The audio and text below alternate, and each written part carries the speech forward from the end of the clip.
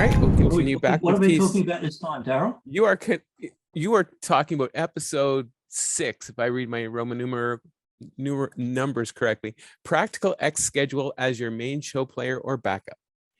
Over to you, Keith. All right.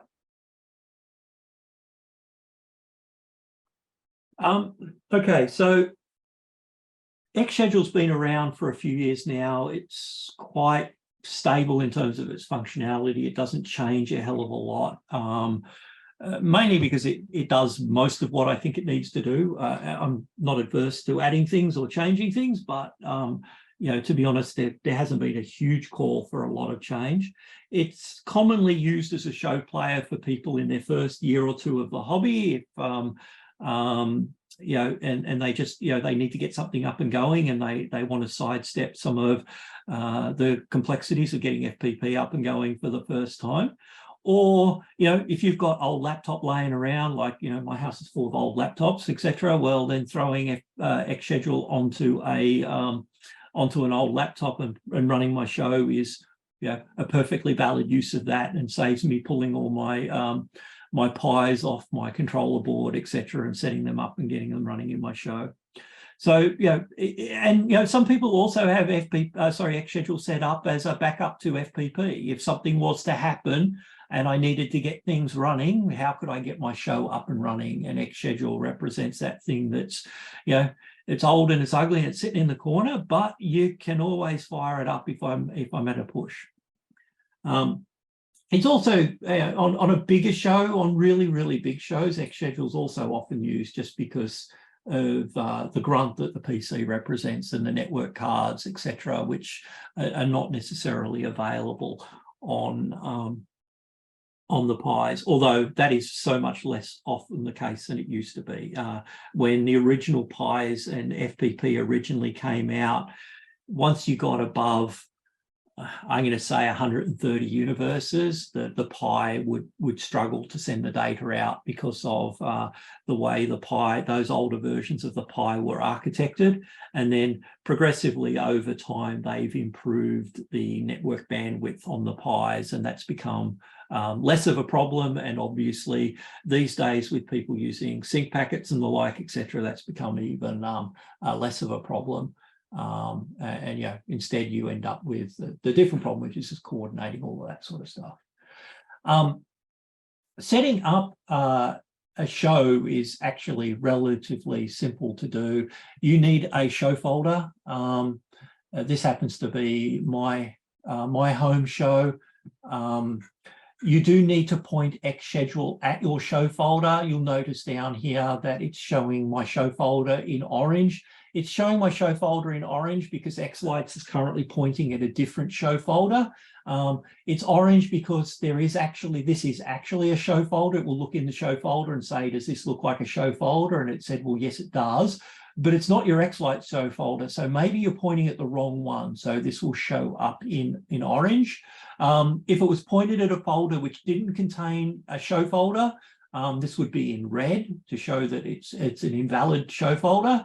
And if it was the same show folder as was in xLights, then this thing would show up in black.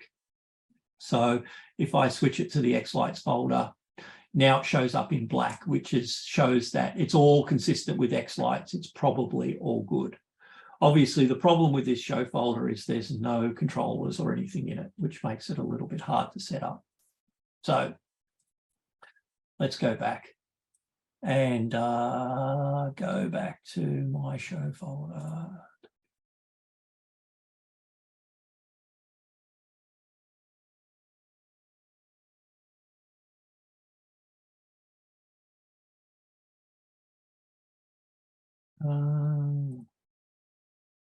All right, so we're back in my show folder. The basic nature of the screen here is that down the bottom, obviously you've got your show folder. This is the IP address of the computer that I'm on. This 81 is the port that the web server. So xSchedule includes an inbuilt web server. Obviously, you don't use the web server for configuring it like you do on FPP. You use this application, but there is a web server here. And if I was to point my phone at that web address or put that web address into my browser here. Oh, 192.168.0.160:81. Up would come the xSchedule web interface. So this allows you to control xSchedule over your phone, just like you can with FPP. On the right-hand side here, it shows me that it's not currently sending out any data and what the current time is. You then have a bunch of buttons up here. Now, these buttons are totally customizable and then accessible via the web interface as well. These first few are the ones that come by default. So play the selected playlist, stop everything, jump to the next song, end at the end of the current playlist or the end of the current song. I can't remember which one that is. And add 10 minutes to the schedule. So you know how it is. You're out there, you're watching your show. The show's about to turn off at 10 o'clock and someone pulls up and they start watching the show and you think, oh, it's okay. Let me give them another 10 minutes. And so you can just press add 10 minutes to the schedule and it will extend the shut-off time by 10 minutes and the like. But then you can also go and create specific buttons that do specific things. And I'll show you quickly how to do that.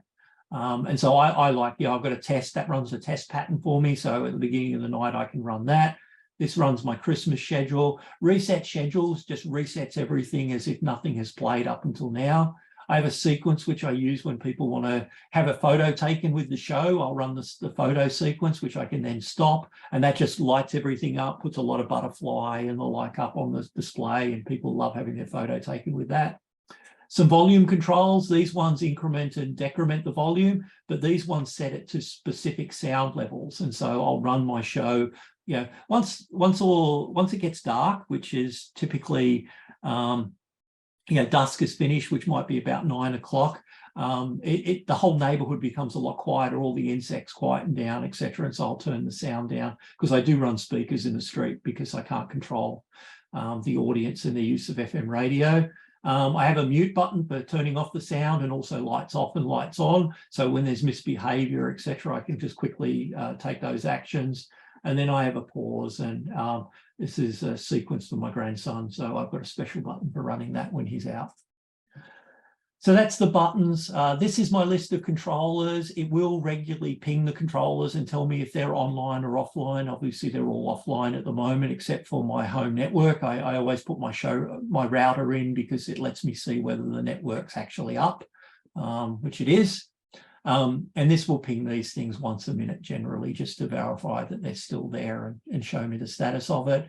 And then I've got a set of playlists that I can run. Each playlist can then have a number of schedules associated with it. And then when you click on a playlist, it obviously shows you what songs are in the playlist, how long they go for, etc. It also shows you the timestamps for those sequences and the number of channels that are in those sequences. So obviously, I would expect them all to have the same number of channels, and the timestamp, obviously, I would expect that to be generally this year or whatever. I know in the past we've seen people who, for whatever reason, forget to render a sequence, and so we show the date stamps here, so it's really easy to see that, oh, hang on, why is that 2022? Did I forget to render that sequence? And so you can go off and render it.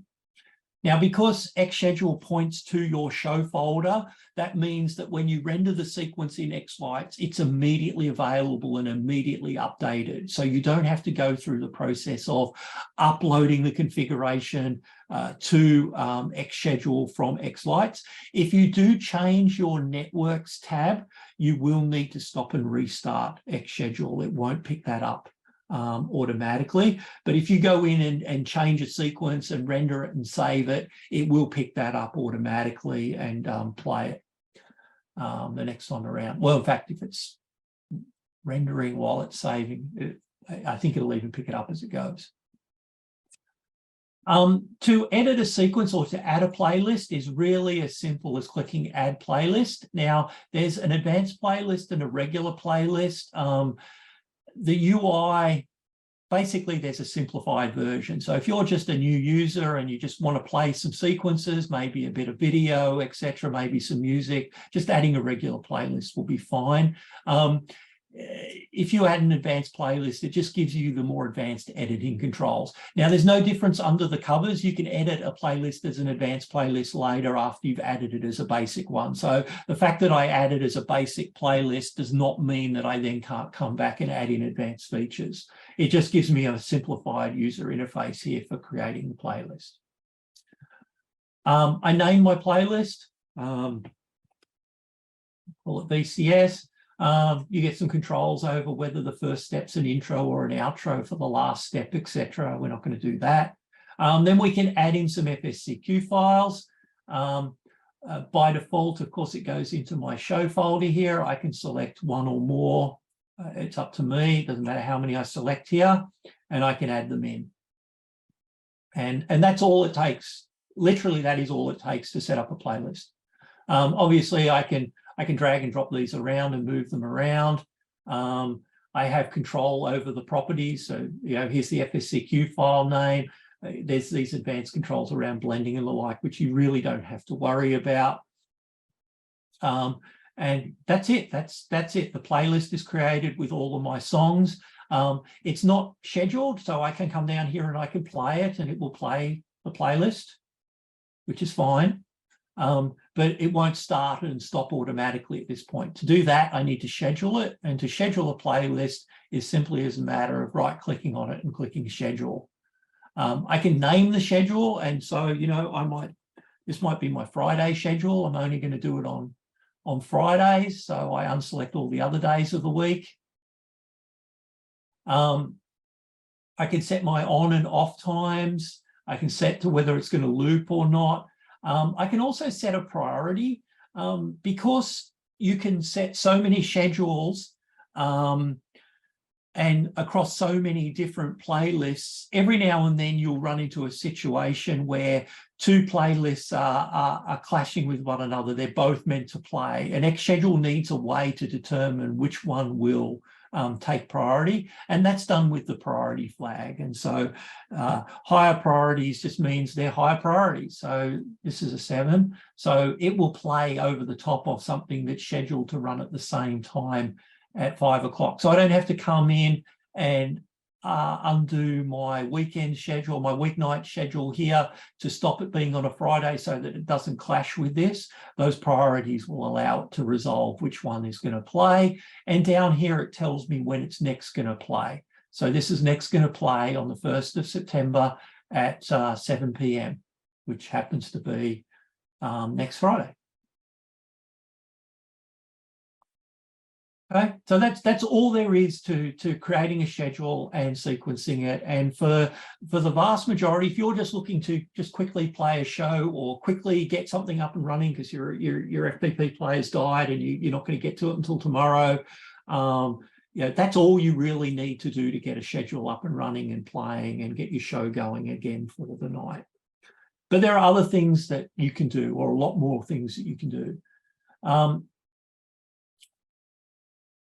In our playlist, right, obviously we showed adding FSCQ. If you add an FSCQ in a video, that allows you to add a video that will play on the screen. And so typically, if you had a projector attached, I do this in my show with a virtual Santa. If I come into, actually it's in my, I can see it in here. So here I have a virtual Santa that plays, and when I play this, it plays on it's an external screen, which happens to be on my projector, which I project into my window. So you can do video. In this case, the video is separate to the sequence. This is the sequence and this is the video. But if your video is the video clip of the song, you can do the two things together and play them together. In this case, I've got them separate. And in a simple playlist, you can also add pure audio. So if you want a after hours Christmas music, etc., again, you can use the simple editing mode and add in simple audio. If you go in and edit advanced, things change slightly. So all the songs are still here, but there's this extra layer underneath each song. And the reason that's there is because when I right click on that step, there's actually all these other things that I can do. So for instance, if when this song starts, I want to send a web request to a website to update some content, right? You know, update my website, right? https://xxx.com/junk. That has all sorts of overlaid meanings. I can go in there and I can go in and put in some text in here that I'm going to send. I might send a a JSON packet, etc., to that website when that step plays. So not only will it play that FSCQ file, but at the very beginning of that step, it will also send this web request off to this particular website with this content. And that content can include both static text, but you can also draw upon all the variables that show up in that tooltip to put in the playing song, the name of the playlist, the time, the artist, etc. So you can send a whole bunch of stuff off.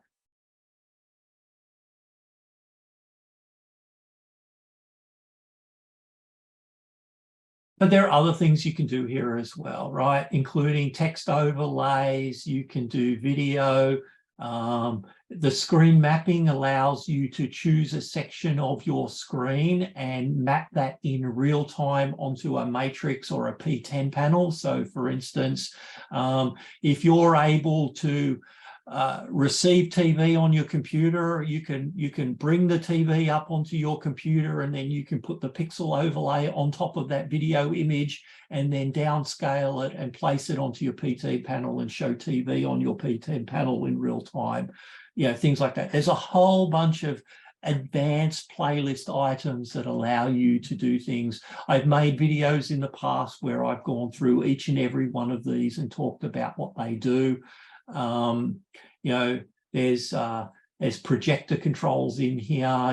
We've talked in the previous presentations today about sending triggers. So ArtNet triggers, you want to send an FPP event, and that also will send FPP commands. So if you want to send things off to your FPP, you can do that.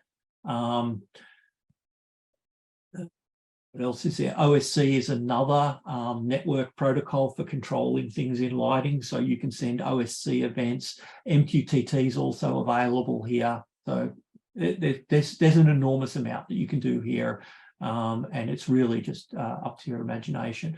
Not only that, you can also add these commands. And in the commands allow you to actually then control the schedule itself.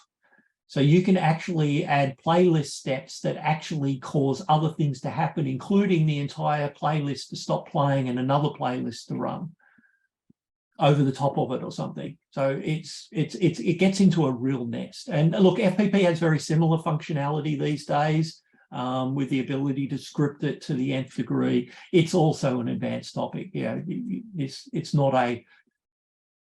it's not hard to set up, but it's non-trivial, and you may need to find someone to who's familiar with it. All right, so that's playlists and advanced playlists and sending data out that way. If I come to I want to go and talk to some of the other things that you can do here. Output processing, we touched on this briefly in an earlier presentation, but this essentially allows you to manipulate the data that xSchedule is going to send out.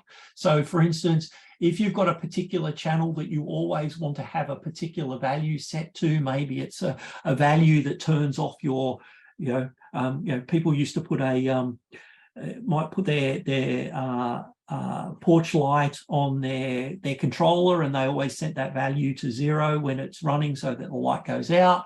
Well, you can come in here and say, look, this particular channel, I want it to be always set to value 0 or value 255, etc.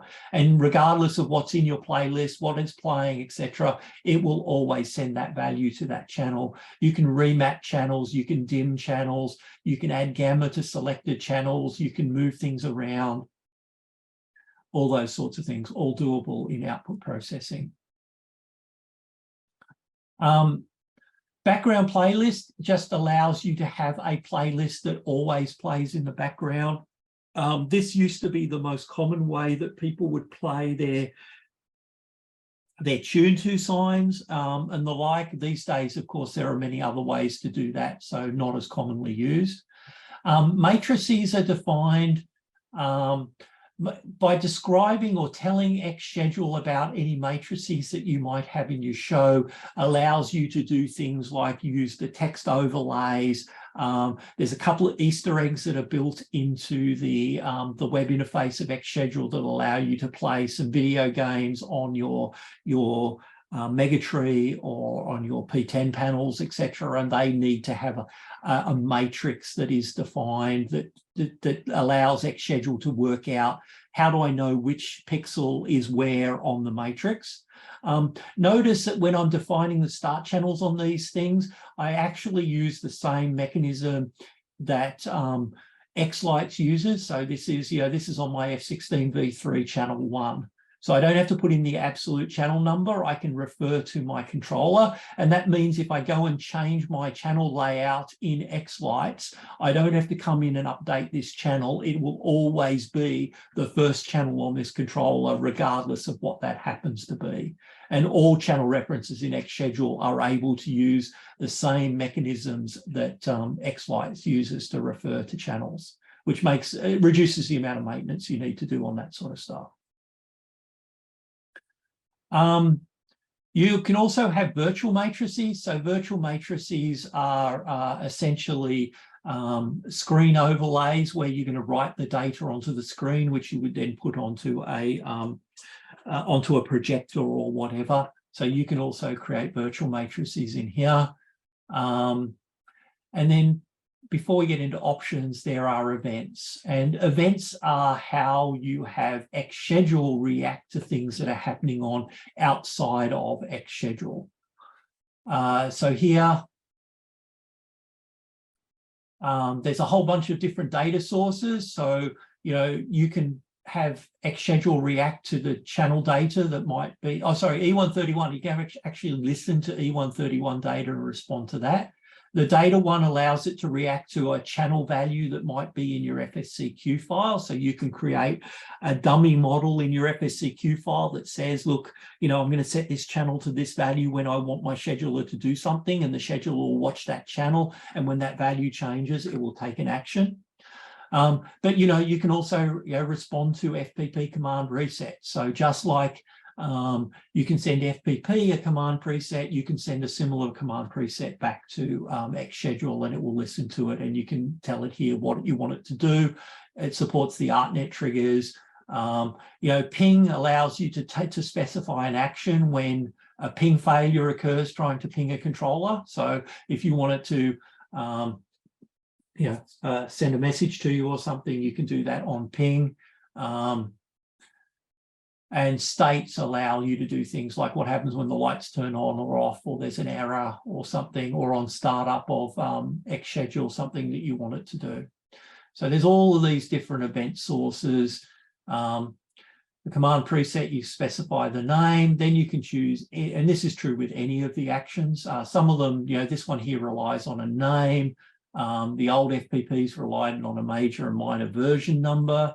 The channel requires you to look at a value and decide what sort of comparison you want to do to a value, right? So all of these things just change how they get triggered.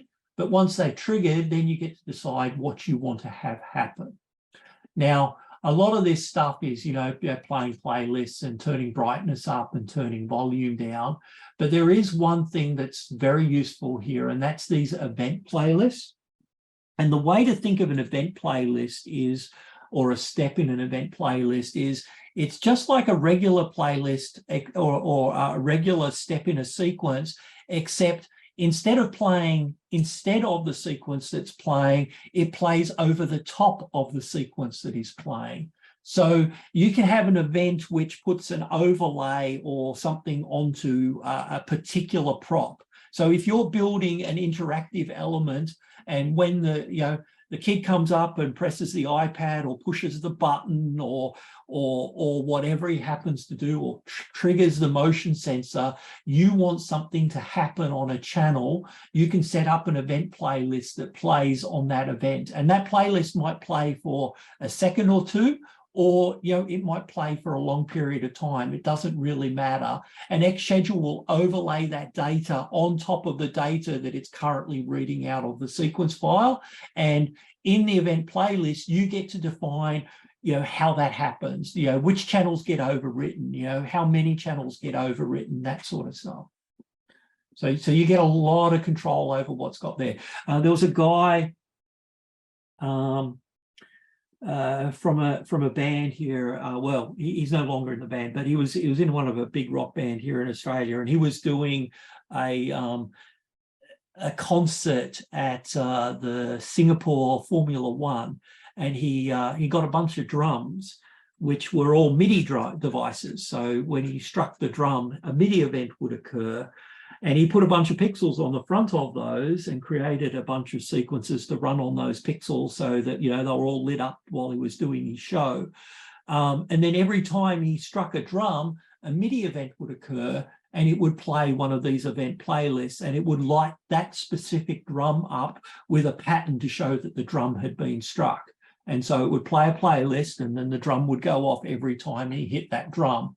And he could even set it so that depending on how hard he hit the drum, a different playlist would play. So lots of controls there.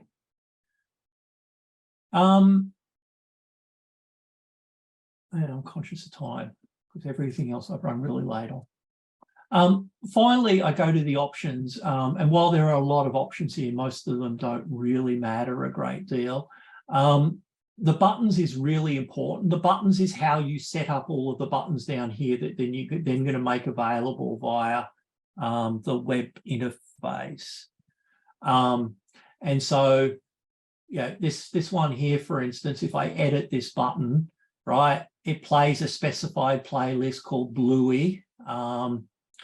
And that's what happens when I press that button. Now, because it's playing a specified playlist, it will interrupt whatever else is currently playing. It won't stop what's playing, it just interrupts it. It then plays this specific playlist, which happens to have only one song in it. And then when that playlist is finished, it goes back to playing my song, the regular song. So when my grandson comes out at night, before he's about to go to bed, and he wants to see Bluey on the lights, he presses the button, Bluey plays.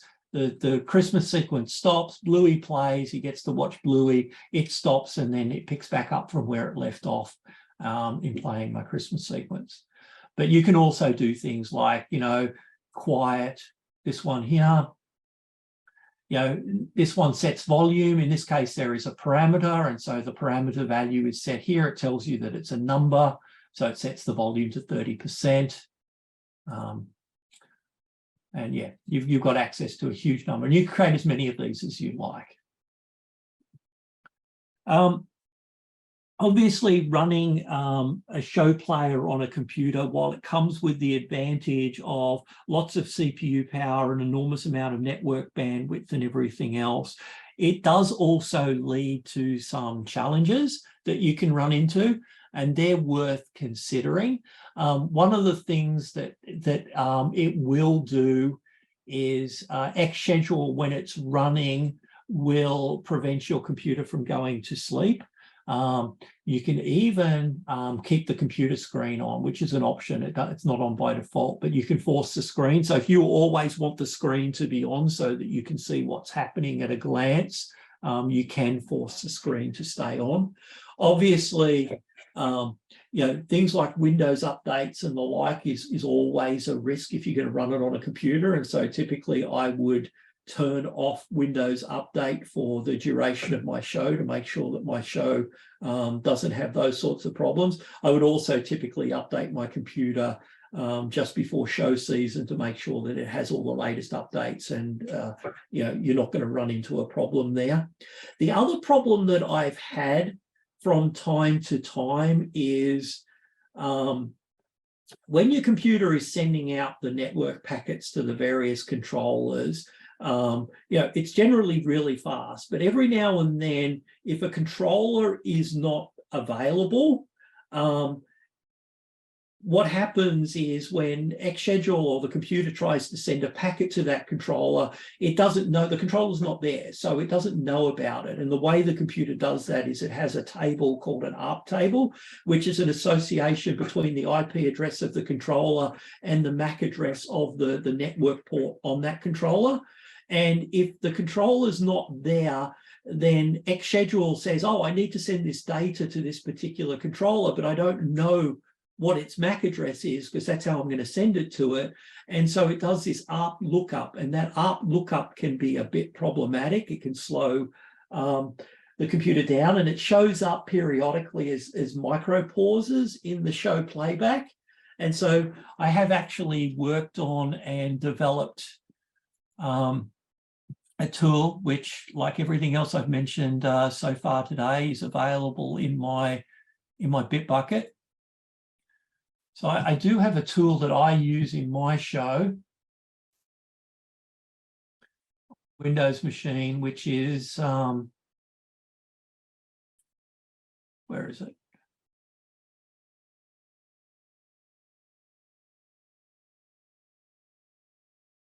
xSchedule static ARP.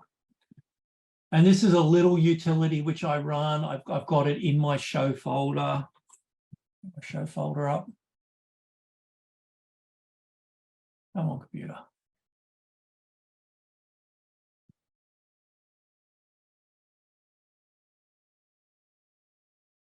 So I've gone and created a couple of script files, and I run these once a year, right? At the beginning of the year, I get all my controllers set up. Everything is right and good to go. Oh,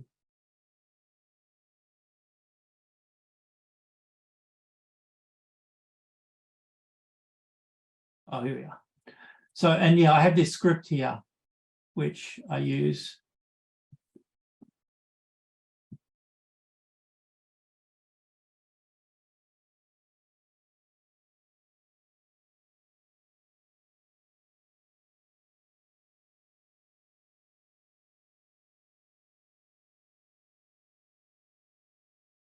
Oh, sorry. So, sorry, I'm just getting it right. This program here. So I run this program here. I run it. You have to run it as administrator, which is why it's not built into xSchedule. I didn't want you to have to run xSchedule as it. And basically what it does is it generates this file here.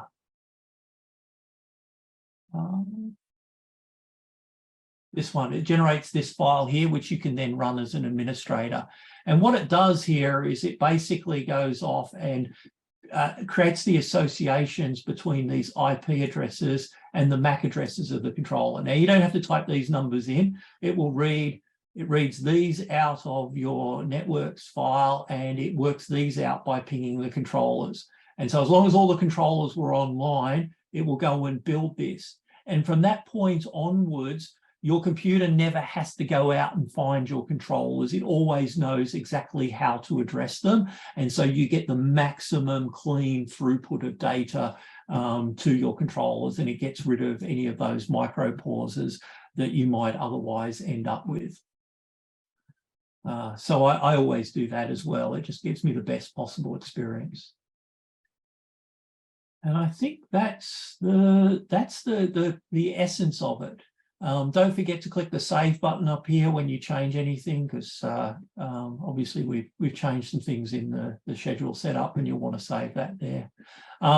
These elements up here are also interactive. If I want to turn the volume off, I can just click on it and turn it off.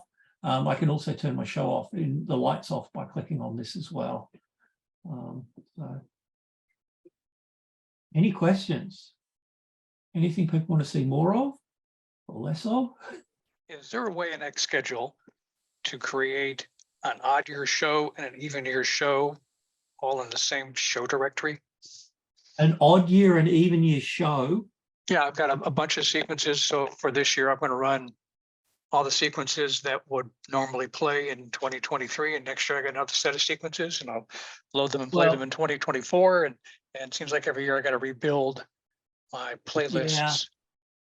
Yeah, I gotta say, I mean, I doubt people's shows are so static that 3 years from now you think you'd be running exactly the same show that you're running this year. But obviously, when you are scheduling the show, you obviously have control here over the start year and the end year. So you can obviously limit this to a particular year. So if I only want this to be my 2022 show, I can put in 2022 and 2022. Right, and so this won't impact this year. This is last year's show. Yeah, but obviously, when it comes, you want to reuse this in 2024, you would have to come in and update this. Okay. Yeah, there's nothing that it's not like down here where you have every nth day where you can set a schedule that plays every second day or every third day or whatever. You can't do that. That's not built in. That's not automatic.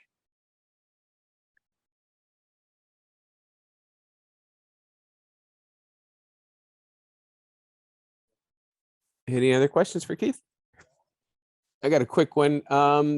Windows 10 versus Windows 11, any differences, any gotchas? Probably not, eh? So obviously, these days we have dark mode. I think it just follows. I don't think it has its own dark mode setting. It follows whatever you've done in xLights. I had to fix the black text down here. It was black on black, but that's been fixed in the latest release. It's probably not perfect, but yeah, that's the only thing that's recently changed. Hi, Keith. I have a couple of questions for you. The first one I have is about audio, actually. I've noticed that I've got some songs that have volume levels that are lower or higher than others. And I noticed that there's an audio setting in there, but it's always grayed out. If I want, is there a way for me to make adjustments in xSchedule on them?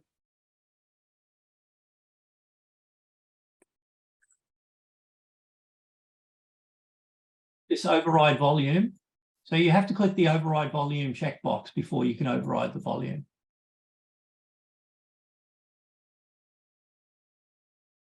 If you don't click the checkbox, you can't access the grayness. That's all. Okay, and then the zero, like what does it consider zero? You know, like your start point. All the way zero silent. 100 is obviously the maximum volume. Now you can't increase.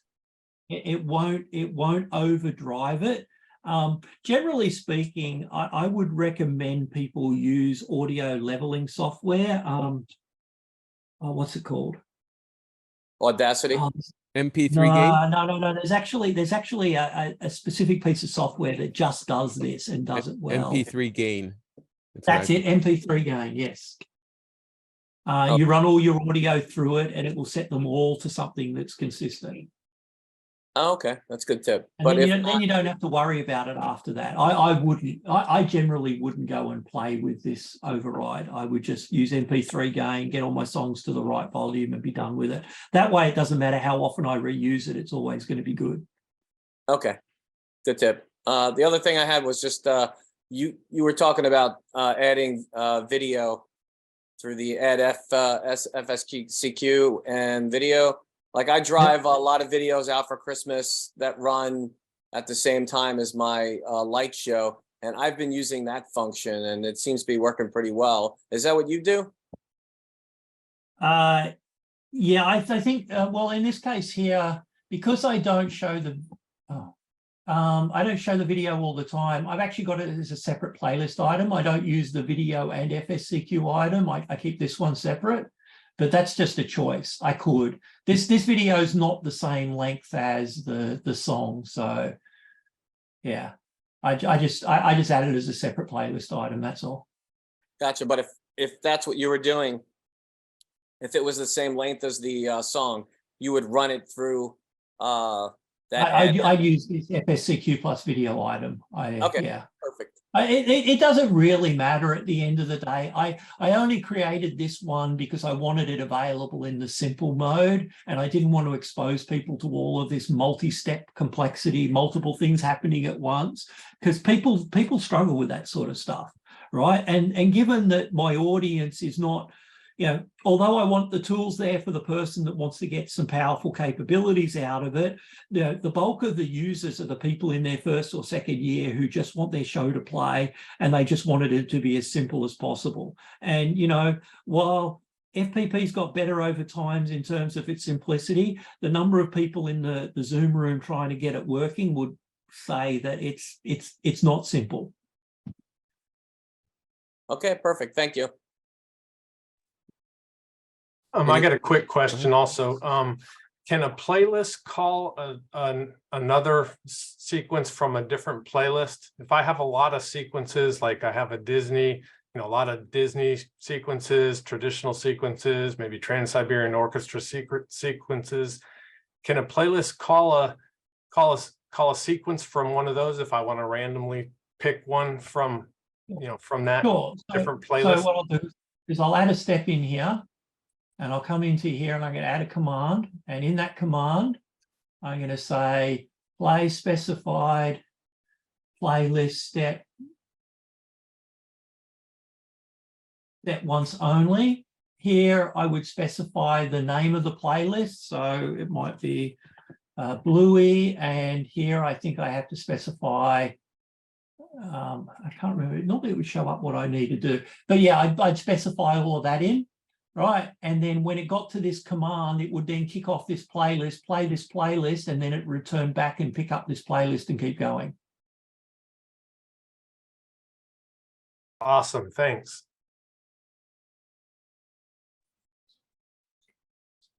Where can people go for more information on xSchedule? Videos, YouTube from you? I have a lot of videos available on my YouTube channel.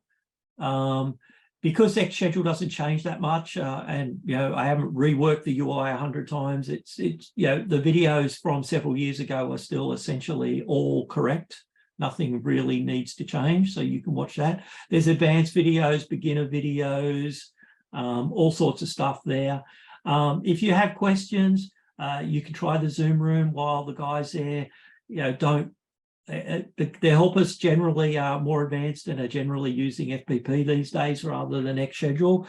General basic questions can be answered, and then if they can't be answered in the Zoom room, those guys know how to get hold of me, and you can get your question to me and I'll answer it. All right, thanks, Keith. We'll wrap this up now. We'll give you a half an hour to go grab a coffee or whatever you do for breakfast in Australia. And we'll be back here in less than 30 minutes, guys. Not enough time for brekkie.